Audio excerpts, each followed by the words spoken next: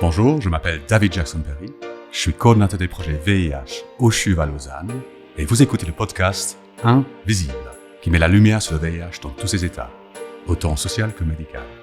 Bonne écoute. Mathias Cavestini, infectiologue, médecin-chef de la consultation ambulatoire des maladies infectieuses ici au CHUV. Mathias, salut. Bonjour. Grand merci d'être avec moi aujourd'hui pour ce premier podcast dans la série Invisible. Merci David pour l'invitation. Mathias, toi qui travailles avec le VIH depuis presque aussi longtemps que moi je vis avec, on a vu des changements ces dernières années. Impressionnant. Tout simplement spectaculaire. Alors, pour toi, en tant que clinicien déjà, les plus grands changements, c'est quoi? Les plus grands changements, si on monte à 30 ans en arrière, j'étais étudiant en médecine, chaque fois qu'on parlait de VIH-Sida, ça me faisait un peu froid dans le dos puisque j'avais un très bon ami qui vivait avec le VIH et qui était en train de me raconter comment il était en train de se dégrader, de mourir bientôt. On est dans quelle année là? On est début des années 90. Et cet ami va décéder en 1993. Et lorsque je deviens médecin, les premiers patients que je vois, évidemment, sont encore atteints de sida, ils décèdent, ils sont jeunes. Et lorsque je m'intéresse à une formation de maladie infectieuse, les trithérapies sont arrivées. Et en fait, les patients que je rencontre lorsque je suis en formation comme infectiologue vont bien, déjà beaucoup, beaucoup mieux qu'il y a 4 ans avant. Donc c'est une révolution. Donc déjà entre quelque chose comme 96 et 2000. Exactement, entre 92 où tout le monde avait une sentence de mort et c'était vraiment très très lourd. Et 97, 98, lorsque j'arrive en maladie infectieuse, les patients vont déjà nettement mieux et en fait le virus ne se voit déjà plus sur leur corps. Donc c'est une révolution en termes de thérapie, d'espérance de vie. Donc oui, c'est un magnifique progrès. On passe d'une maladie mortelle à peut-être, on le sait pas encore, une infection chronique qui va en fait être dans l'organisme et où les gens vont vivre longtemps. Et il faudra attendre quelques années pour qu'on y croie vraiment, en fait, qu'on a drastiquement changé l'espérance de vie. Donc parlons justement de cette espérance de vie. C'est une bonne nouvelle, on est d'accord. Et en même temps, qui dit longévité dit aussi vieillissement. Et j'imagine, enfin je sais de ma propre expérience, que vieillissement amène ses propres défis. Oui, alors je dirais que là tu vas presque un peu trop vite parce que avant le vieillissement, avec la révolution des traitements entre 96 et le début des années 2000, avant de penser au vieillissement, on pensait toxicité des médicaments. Et moi, j'ai vécu ça de manière très forte dans le début de ma prise en charge des personnes vivant avec le VIH sous trithérapie. C'est que il y avait quand même des traitements qui étaient très toxiques, qui étaient mal tolérés en termes de tolérance, diarrhée, effets secondaires, fatigue, nausées. C'était quand même très prévalent. Et il y avait cette fameuse lipodystrophie aussi que certaines molécules donnaient aux personnes vivant avec le VIH qui était très stigmatisant pour ces personnes. Et donc, le corps médical et les patients avaient une fatigue, une crainte de ces médicaments de toxicité. Donc, ils ont eu les mauvaises idées ou la bonne idée, je ne sais pas comment on peut le regarder, prenons les choses positivement, la bonne idée de se dire peut-être qu'on peut faire des arrêts de traitement, ces fameuses études d'interruption. Et ça, c'est les débuts des années 2000, donc 20 ans en arrière. Et là, il y a une deuxième petite révolution, c'est qu'on a réalisé qu'en arrêtant les traitements, alors qu'on voulait faire du bien aux personnes vivant avec le VIH, leur faire une pause thérapeutique, on espérait baisser leur valeur de cholestérol, on espérait y avoir moins d'infarctus, avoir moins de toxicité du foie, des reins. Et en fait, c'est exactement l'opposé. On arrête le traitement, il y a plus d'infarctus, il y a plus de toxicité du foie, il y a plus de toxicité rénale, la qualité de vie des personnes vivant avec le VIH est moins bonne. Et donc, ça a été une deuxième petite révolution de se dire, en fait, le VIH, c'est pas que le sida. Et c'est là que je te rejoins sur le côté vieillissement. C'est que le VIH, lorsqu'on le traite pas, en fait, il fait une accélération du vieillissement des vaisseaux, des coronaires, plus d'infarctus, plus d'accidents vasculaires cérébraux, plus de cancers, et pas seulement le Kaposi du VIH, mais aussi d'autres cancers, que ce soit du poumon, qu'on ne pensait pas être associés au VIH. Et tout à coup, on réalise que ce virus, en fait, il est toxique, pas seulement en termes de maladie opportuniste, mais il augmente le risque aussi de faire autre chose. Et pour moi, ça, c'était la deuxième révolution, où tout à coup, on a réalisé qu'il fallait traiter peut-être plus précocement les personnes vivant avec le VIH, alors qu'on avait ces fameux seuils de CD4, on attendait 350, 250 CD4 pour se dire est-ce qu'on peut attendre. 250 en Angleterre. Oui, et donc, et tout à coup, il a fallu attendre encore quelques années avant de réaliser que pour l'individu comme pour la population, en fait, il fallait traiter le plus tôt possible et tout le monde efficacement. Mais ceci a été aussi favorisé par le fait que les nouvelles molécules sont quand même nettement mieux tolérées. Il y a moins de toxicité, il y a moins de lipodystrophie. Et donc on peut les prescrire avec sécurité. Ouais, et donc ça, c'est vraiment une belle révolution aussi. Donc revenons alors sur cette question de vieillissement. Merci d'avoir repris et de parler de cette question de toxicité. Donc les personnes vivant avec le VIH vieillissent. Bonne nouvelle, je pense l'âge médian des personnes vivant avec le VIH en Suisse aujourd'hui, 53, 54 ans, quelque chose comme ça. Mais alors comment est-ce que les personnes vivant avec le VIH vieillissent? Alors il y a eu, en effet, avec le début des années 2010, on disait il y a peut-être un vieillissement accéléré à cause du VIH. Et donc, beaucoup d'études se font maintenant sur les personnes vivant avec le VIH vieillissantes, de savoir est-ce que leurs organes vieillissent plus vite que la population ne vivant pas avec le VIH, que ce soit le cœur, que ce soit la tête, que ce soit les os. Et je dirais que le pendule, un peu, le balancier est en train de revenir un petit peu dans une norme plutôt rassurante. On était d'abord très alarmiste, et d'ailleurs il y a eu beaucoup de cohortes qui ont été créées sur le vieillissement des personnes avec le VIH, en se disant il faut qu'on mesure ce vieillissement, est-ce qu'il n'est pas plus accéléré? Et on a regardé cette pente de vieillissement, cette fameuse pente, et franchement de plus en plus les experts commencent à réaliser que lorsque la personne est traitée, est bien traitée, qu'elle a accès à un traitement antirétroviral efficace, qu'elle est indétectable, que cette pente n'est pas différente de la population générale. Et donc, qu'il n'y a pas une accélération du vieillissement. Et ça, c'est une nouvelle qui est encourageante. Par contre, ce que l'on réalise, c'est que toutes les comorbidités, que ce soit les comorbidités et les comportements à risque qui favorisent une accélération du vieillissement, que sont le tabagisme, les excès de drogue ou d'alcool, ceci est délétère pour l'individu. Mais ceci est valable pour tout le monde. Et je dirais que c'est une bonne nouvelle de réaliser qu'en fait, que les personnes qui vivent avec le VIH, maintenant, on doit vraiment s'inquiéter de s'occuper aussi de tous les problèmes de santé globaux et de comportements de prévention, activité physique, sport, mouvement, de s'occuper de leur morale, de leur tête, parce qu'on sait que l'impact de la santé mentale sur l'organisme, elle est bien connue aussi, de bouger, d'avoir une activité professionnelle, tout ce qui fait le bien-être des individus est important. La santé sexuelle aussi est importante. Donc c'est une prise en charge qui devient de plus en plus holistique et plus infectiologique, ciblée sur la trithérapie, les CD4, la virémie. Avant, ça se résumait à cela. Et maintenant, on sait qu'on ne peut pas se résumer à CD4 virémie, mais on doit s'intéresser aux articulations, au cœur, à la tête, au moral, à tout le reste, et à la prévention et à tout le bilan cardiologique et préventif nécessaire. Je suis content que tu viennes sur le terrain de la santé mentale, parce que c'est vrai que j'ai l'impression que plusieurs des facteurs que tu mentionnes, tels que le tabagisme, tels que l'utilisation de substances, sont aussi quand même liés avec comment est-ce que je gère ma santé mentale après peut-être 20-30 ans de vivre avec une maladie chronique. Absolument, absolument. Et pour tout le monde, la nicotine ou les drogues ou l'alcool, c'est une thérapie. C'est parfois un antidépresseur ou un encouragement à la vie. Ça, une fonction. Les gens ont appris, en fait. Les gens apprécient ces substances parce qu'elles ont un effet psychologique qui est bien réel. Après, lorsqu'il y a un abus, évidemment, c'est un cercle vicieux qui est plutôt délétère, mais c'est important de reconnaître que tout est lié et qu'on ne peut pas séparer les choses un peu dans des silos. Et ce que la personne vivant avec le VIH me dit lorsqu'elle vient à la consultation, elle me dit « mais c'est vous qui me connaissez le mieux ». Donc, chaque fois que je parle à mon médecin traitant, mon généraliste de tel problème, il me dit « ah, il faut voir avec le CHUV ».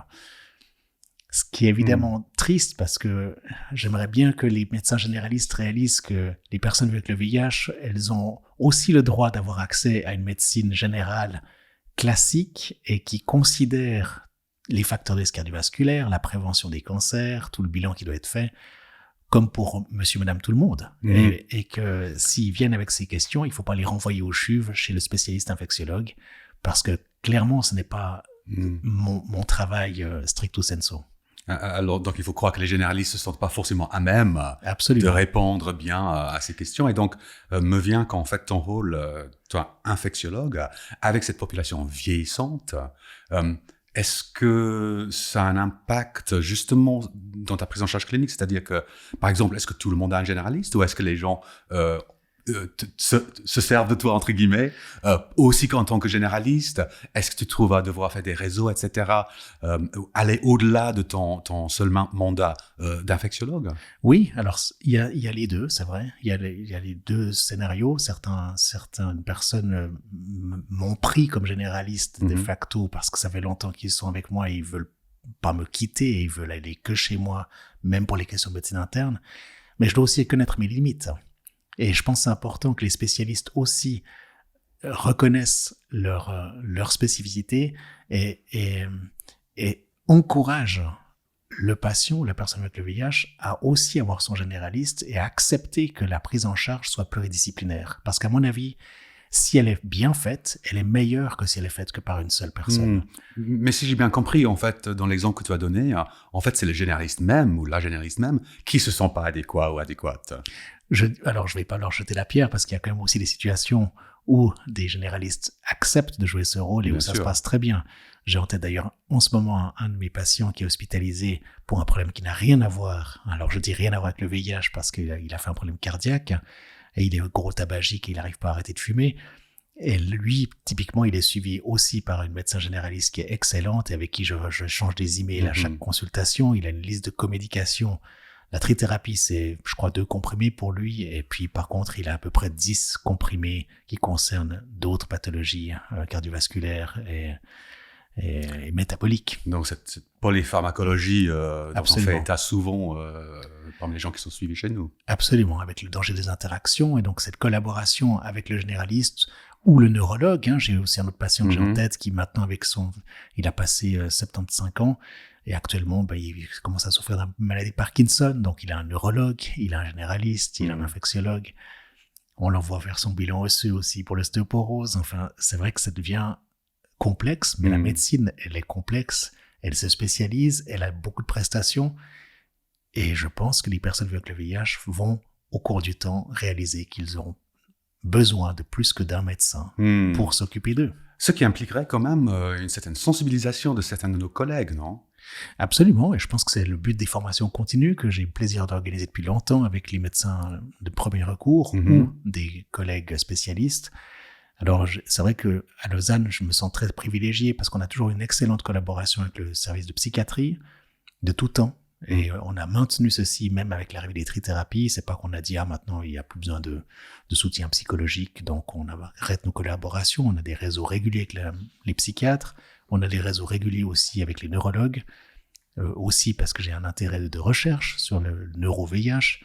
Et les spécialistes des os sont aussi tout à fait ouverts à collaborer à des essais cliniques où on s'intéresse à l'ostéoporose, on fait des densitométries osseuses.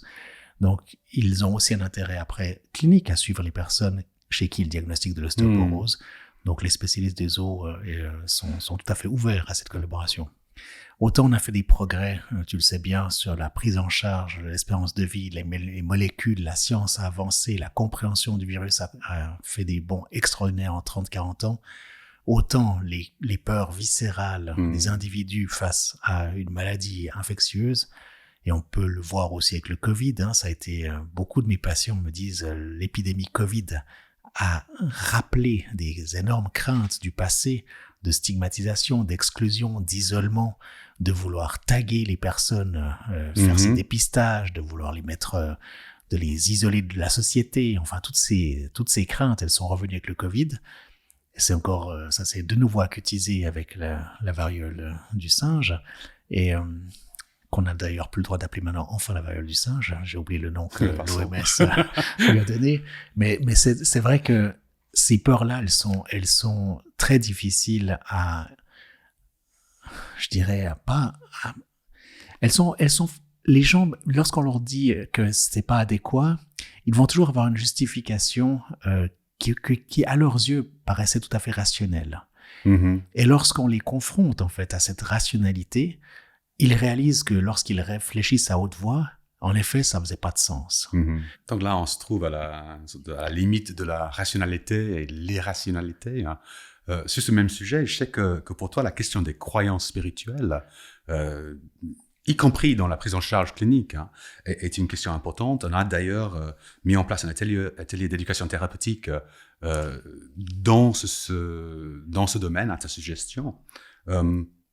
J'avoue que pour moi, c'est un peu inconnu tout ça. C'est vrai que pour moi, je comprends pas la place de la spiritualité dans la consultation ou dans la chambre de consulte. Est-ce que tu peux m'éclaircir? Avec plaisir. Merci. Alors, si tu avais été un de mes patients, admettons que tu arrives à la consultation avec un nouveau diagnostic VIH, il est vrai que j'ai instauré depuis longtemps et encouragé les médecins, lors de la première consultation déjà, à s'enquérir d'une anamnèse spirituelle ou une anamnèse sur les croyances, c'est-à-dire questionner l'individu, de nouveau dans une prise en charge holistique, complète, de se dire, mais en fait, je vais devoir lui prescrire un traitement, qui est un traitement chimique, médicamenteux, des comprimés à prendre à vie pour une infection chronique. Il serait peut-être important de savoir, mais en fait, lui, il fonctionne comment lorsqu'il est malade, que ce soit par une maladie aiguë ou une maladie chronique, des céphalées chroniques ou un côlon irritable, que sais-je, il se tourne vers quel type de médecine pour se soigner. Donc quand je mets spiritualité, je mets croyance et aussi registre de croyances, donc comment tu te soignes. Donc il y a ces fake news, hein, et ces complotismes qui est présent. Et donc, je vais simplement poser la question, lorsque vous avez des coups durs ou lorsque vous êtes malade, c'est quoi votre moyen de vous soigner? Et ce qui me fait plaisir avec cette question, c'est qu'en fait, ça renforce mon lien thérapeutique avec la personne. Parce que la personne, tout d'un coup, elle sent que je m'intéresse, en fait, et je suis ouvert à ce qu'elle me dise « mais moi, je ne crois pas trop à vos médicaments, je préférerais avoir un autre type de médecine ». Et surtout, ça va permettre de lui dire « alors, si vous voulez prendre une médecine alternative, c'est très bien, mais informez-moi quel type, afin de s'assurer qu'il n'y a pas d'interaction, si elle va prendre les médicaments. Et puis surtout, si elle souhaite prendre que de la médecine alternative ou que de la spiritualité, que de la prière, eh bien, on va essayer de valider, de voir est-ce que ça marche, son traitement. Et l'important pour moi, c'est de garder le lien thérapeutique. Et si quelqu'un me dit « Dieu va me guérir, j'ai pas besoin de votre traitement », eh bien, je dis très bien, mais restons en lien et vérifions avec des prises de sang que vos taux de CD4 remontent, que votre virémie baisse grâce à la prière de votre église ou de votre communauté. Et ce qui m'attriste, c'est que souvent je suis le premier médecin à poser cette question aux personnes vivant avec le VIH. Et lorsque je vois à chaque fois le même regard étonné de dire, mais en fait, pourquoi vous me posez cette question? Et quand je leur explique exactement comme je le fais maintenant, pour dire, mais vous allez prendre des médicaments, il faut que je sache si c'est compatible avec vos croyances ou pas. Ils l'acceptent, ils le comprennent, et ça renforce le lien, et ils savent qu'il y a une ouverture à me dire, en fait, je ne crois plus à vos médicaments, j'ai besoin de tester autre chose. Et je pense que c'est important, et je me réjouis de cet atelier qui aura lieu prochainement, dans moins de 10 jours, qui va venir et quels vont être les partages entre les personnes avec les VIH, parce que j'espère qu'il y aura des... Quelle que soit la croyance, en fait, cette croyance, elle peut être un soutien à la trithérapie ou un ennemi à la trithérapie.